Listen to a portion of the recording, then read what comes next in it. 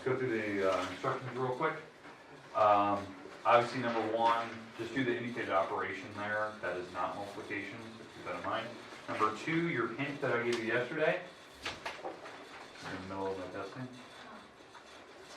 Can I have a chart? A what? A chart? A graph? Yeah. Over there. So, all right.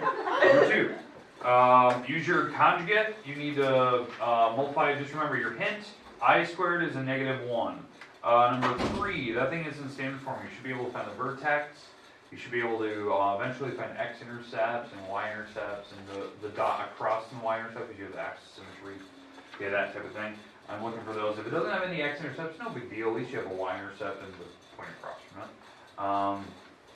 Four, you need to complete the square. That was your hint, so you can find the vertex, and then you can do all the same stuff. Let's see what else we have. Next one.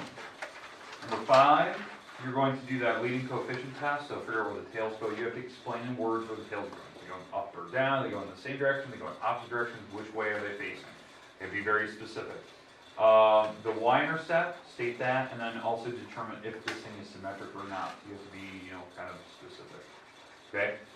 Six, you do need to factor that thing to figure out the zeros, the x-intercepts, whatever you want to call it. You do have to factor it is factorable. Then you have to do the multiplicity test to tell me if it's going to bounce off of that or pass through it. Seven, divide. Make sure. Here's your hint. You need to figure out where the missing terms are. Okay. It looks a lot like your practice guide, but it is not.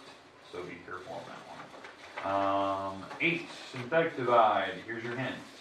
You need to make sure you have missing terms and or it's in the right order. That's a big hint. 9, you have to find all the potential rational roots. You have to check them. There's quite a few of them. You have to check, figure out one of them. Once you find one, then you can divide it out using synthetic division and figure out the rest of them. And I think the rest should be possible to be, that is factorable at the very end. If it's not, you always have the quadratic formula, which is over there by Dakota. It's above the board over there. Okay? And then 10, you have to graph using the 7-step method. Remember, 7-step is figure out where the tails go, figure out x-intercepts, y-intercepts, symmetry if it has any, figure out vertical asymptotes, horizontal, and or slant. Those are your 7 things you have to check. You will need a calculator on that one because you'll probably need to set the table to actually graph. So like pick dots. Do you want us to write out the table? Yeah, prefer that you at least have some dots and they're somewhat accurate. So put that off to the side and you can put the dots on the thing. So that's why you need a calculator. So I'm looking at that. And remember, don't use a graphing calculator, just use a normal scientific one.